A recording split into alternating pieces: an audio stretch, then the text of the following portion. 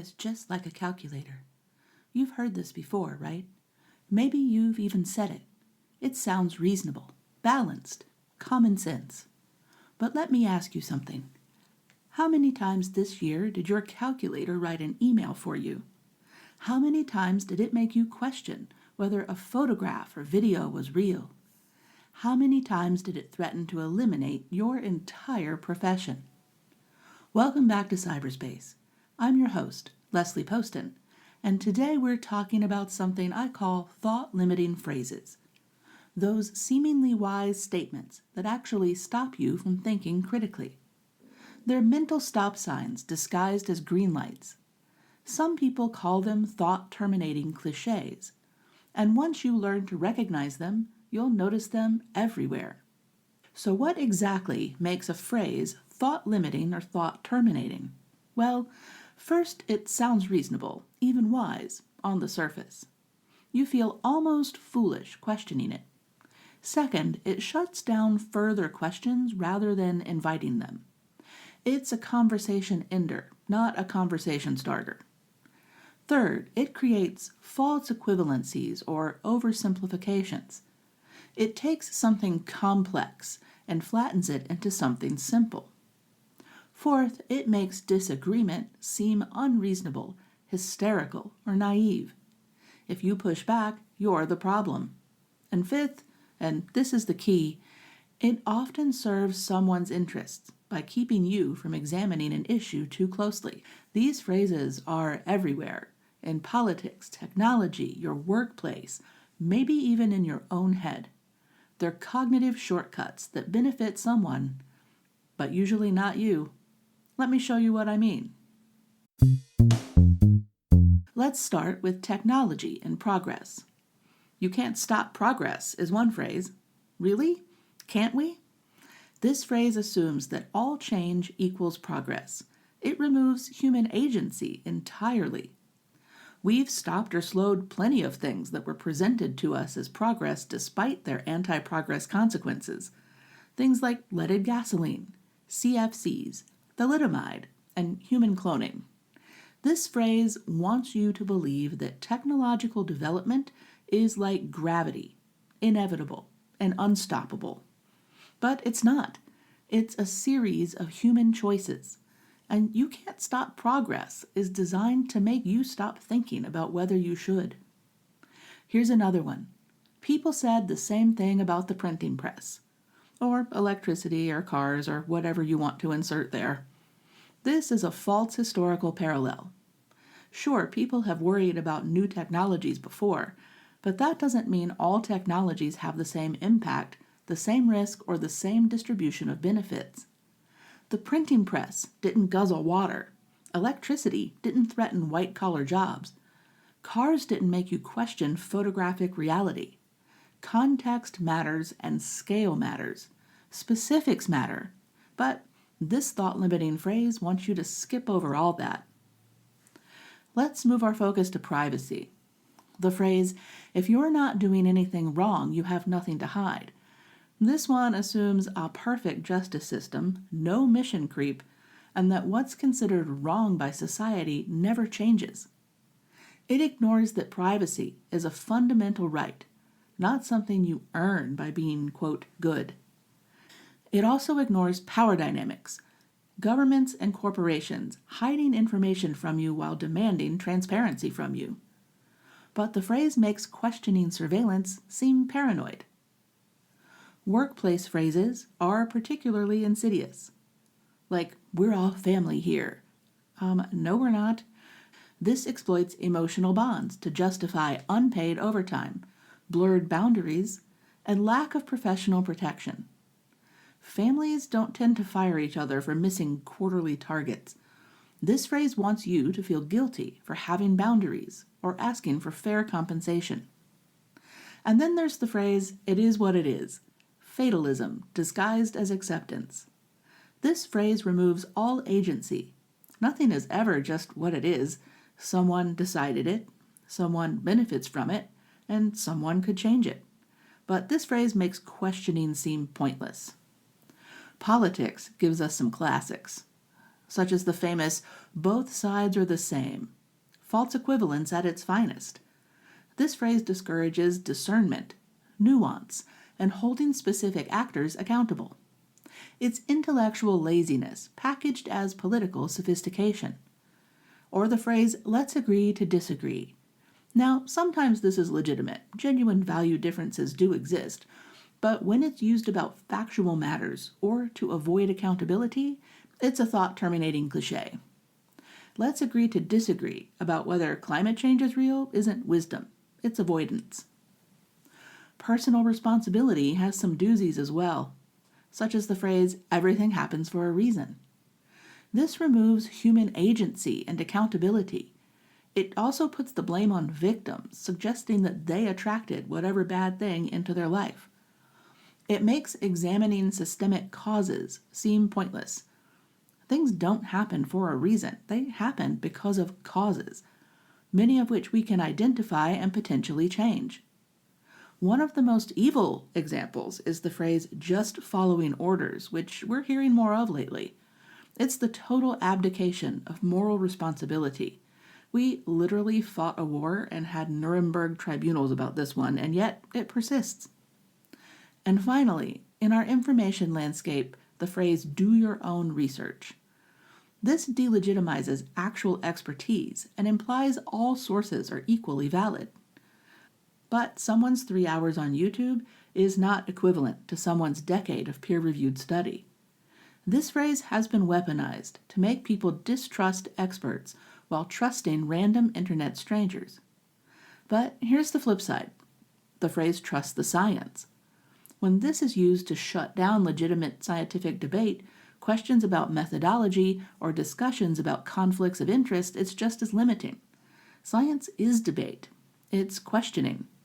"Trust the science" can become a thought-terminating cliché when it's used to avoid an examination of things like who paid for the study, if the study is robust, or whether the study is unbiased, and so on. So these phrases show up everywhere, across every domain of life. But why do they work so well on us? What's happening in our brains when we hear them? There are several cognitive mechanisms at play here, and they're all powerful. There's cognitive closure. Humans crave certainty and resolution. Ambiguity feels uncomfortable. These phrases provide a false sense of case closed. They give us the feeling that we've reached the end of inquiry, even when we haven't. That relief you feel when someone says "it is what it is cognitive closure. Your brain is grateful to stop processing. There's also social proof and conformity. These phrases often invoke, quote, "everyone knows," or, quote, "people always say" dynamics. They carry the weight of collective wisdom even when they're not wise at all. Disagreeing with them can feel like you're disagreeing with everyone, and that's by design. There's also the fluency heuristic, or cognitive ease. Simple explanations feel more true than complex ones. I talked about this in the episode on comfort in more depth. But the phrase "AI is just a tool" is 8 syllables and uses familiar concepts. A nuanced explanation of AI's unique characteristics, risks, and benefits, that's work. Your brain prefers the simple version, and that preference gets mistaken for truth. There's also what psychologist Robert J. Lifton called thought-terminating clichés. He studied totalitarian systems, particularly thought reform programs, and he identified these clichés or thought-limiting phrases as a key feature of ideological control because they provide ready-made answers to complex questions, signaling virtue or group membership. And critically, they punish deeper inquiry as inappropriate or suspicious, kind of a "you're either with us or against us" mentality. It is what it is. Everything happens for a reason. These phrases just end your thinking, and that's their function. There's also status quo bias. We have a cognitive bias towards believing that the current state of things is natural, inevitable, or preferable. Many thought-limiting phrases exploit this. Like "it's always been this way" weaponizes status quo bias. And lastly, there's something called a false dichotomy. These phrases force you into predetermined, usually binary, boxes. Phrases like, you can't stop progress, boxing you into the, so are you pro-progress or anti-progress? Or phrases like, if you have nothing to hide, boxing you into the, so do you have something to hide or not? These aren't real choices, but the phrases make them feel like the only choices. Now, here's an uncomfortable question. Who benefits from these phrases? Sometimes it's obvious. Corporations benefit from you can't stop progress. Surveillance states benefit from nothing to hide. Bad bosses benefit from we're all family here. But sometimes we benefit, or we think we do, because thinking is hard and nuance is exhausting, and uncertainty is uncomfortable. Sometimes we want the phrase to be true because it lets us stop wrestling with complexity. These phrases aren't always malicious, but they're always limiting. And understanding why they work, understanding their cognitive mechanisms, is your first line of defense. So let's go deep on one example so we can see all of these mechanisms in action. Going back to the phrase, AI is just a calculator, or the broader version, AI is just a tool, let's examine why this phrase works psychologically and then why it's wrong. Why it works. It appeals to familiarity. We've integrated tools before and we've survived. Tools like cars, phones, or computers. This frames AI as just another step in a comfortable pattern. It implies that critics are technophobes or Luddites. It creates a dichotomy, reasonable people who accept tools or fearful people who resist them. It frames AI adoption as inevitable. Tools get adopted. That's what happens. Resistance is futile. And lastly, it shifts the burden of proof.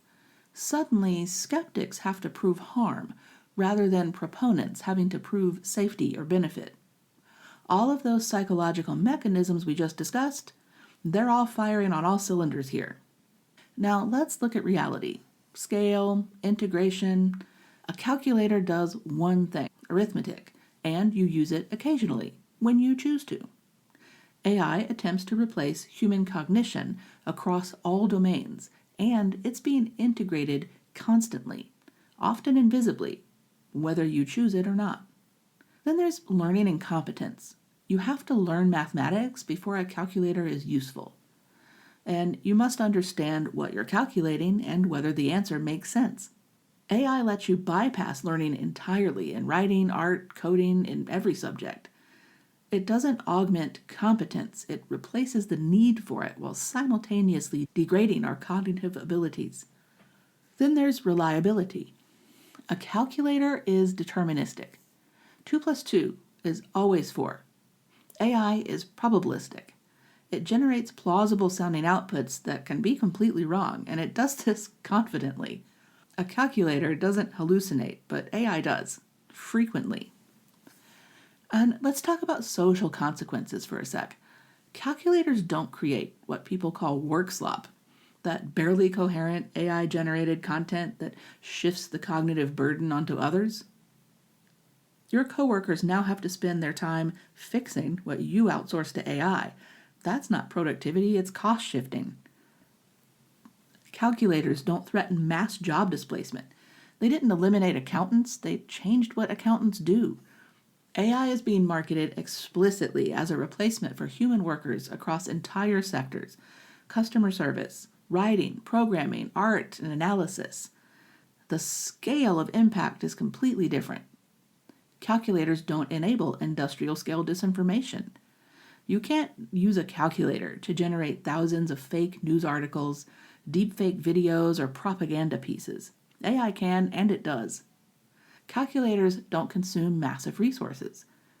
AI training and operation guzzles water for cooling and electricity at enormous scale. Data centers are straining power grids and water systems and dumping toxic emissions into nearby poor neighborhoods. Your calculator just uses a watch battery. Now, the psychological and cultural impacts are there as well. Calculators don't make you question reality. They don't make you wonder if a photo is real, or if that voice on the phone is your grandmother, or if that video actually happened, but AI does. Calculators don't substitute for human connection. They're not being marketed as companions, therapists, or friends the way AI is, and that's profoundly different and troubling. Calculators don't steal and monetize creators' work. AI systems are trained on millions of copyrighted works without permission or compensation, then used to generate competing outputs. That's not a tool, that's systemic appropriation. Now, are there similarities between AI and calculators? Of course. Both involve automation, both can be misused. Both require some human judgment about when and how to use them. But those similarities don't erase the profound differences. The function of the phrase, AI is just a tool, is to flatten all of those distinctions. It makes AI adoption seem as mundane and inevitable as owning a calculator, and prevents nuanced discussion about implementation, regulation, distribution of benefits and harms, labor impact, environmental cost, and epistemic risk. It shuts down legitimate questions by making them seem naive, and that's exactly what a thought-limiting phrase is designed to do. So, how do we fight back? Here's a recognition checklist. When you hear a phrase that might be thought-limiting, ask yourself, 1. Does this phrase make me stop thinking or start thinking? If it feels like a conclusion rather than an invitation to explore, be suspicious. 2. What complexity is being flattened or erased? What distinctions, nuances, or important details is this phrase glossing over? 3. What questions does this phrase discourage me from asking? If you feel like asking questions about it makes you seem unreasonable, that's a red flag. 4. Who benefits from me accepting this framing uncritically? Follow the incentives. 5. Am I being presented with a false choice or a false equivalence? Are there really only two options here, and are these things really equivalent? 6. Does disagreeing with this phrase automatically make me seem unreasonable? If yes, that's not wisdom, it's rhetorical armor. So what about counter strategies? Ask the words and or so. So if someone says a phrase like, AI is just a tool, you can say, and what does that tell us about how we should regulate it, implement it, or think about its social costs? The phrase wants to be the end of discussion. Make it the beginning. You can request specificity. If you hear the phrase, it's always been this way, you could, for example, challenge it with, can you point to specific historical examples and what were the outcomes? How is this situation similar or different? Vague claims collapse under specific questions. You can name the complexity. For example, you're right that AI and calculators are both tools, but calculators don't generate text, images, or replace entire job categories. Can we discuss those specific differences? You're not rejecting the comparison in its entirety. You're refusing to let it end the conversation. You can also flip the frame. For example, the phrase, if you have nothing to hide, becomes privacy isn't about hiding wrongdoing. It's about controlling who has access to information about me and for what purpose. You're not defensive, you're just reframing the question entirely. You can identify the false choice. The phrase, you can't stop progress, assumes progress is inevitable and monolithic. So you can say something like, we've stopped or regulated plenty of progress, like leaded gasoline, CFCs, and certain pharmaceuticals. The question isn't whether we can stop progress, it's what kind of progress do we want? You can demand accountability. For example, with the phrase, it is what it is, you can say, what specifically makes it unchangeable? Who decided this, and what would it take to change it? Fatalism crumbles when you ask for specifics. The key in all of these is that you're not being combative. You're being curious, just like we advocate on this podcast. You're asking questions and refusing to let a clever phrase do your thinking for you. Here's what I want you to take away from this. Thought-limiting phrases are mental shortcuts that benefit someone, and it might not be you. The goal isn't to have perfect answers to every complex question. The goal is to keep asking questions and maintain nuance, resisting the urge to let a clever phrase do your thinking for you. These phrases work because thinking is hard, uncertainty is uncomfortable, and sometimes we just want an answer, any answer, so we can move on. But the best answers come from staying in the discomfort just a little longer, from asking one more question and noticing when something that sounds like wisdom is actually just a stop sign. This week, I'd love for you to do something. Listen hard and notice these phrases in media, conversations, maybe even in your own thinking. And when you hear one, pause. Ask yourself, what question is this preventing me from asking? What complexity is being smoothed over? And you don't have to have the answer. You just need to keep the question alive. And if you've got examples of thought-limiting phrases that you've encountered in your workplace, politics, tech discourse, or wherever, send them our way on social media. PsyberSpace has accounts on almost every platform. We want to hear them. And if you comment on the PsyberSpace Blue Sky account, it'll actually appear under the episode. We might do a whole listener examples episode if we get enough. Because once you learn to see these phrases, you can't unsee them, and that's when things get really interesting. Thanks for listening to PsyberSpace. This is your host, Leslie Poston, signing off. Keep thinking, keep questioning, stay curious, and I'll talk to you next week. And don't forget to subscribe so you don't miss it, and send it to a friend if you think they'd like it.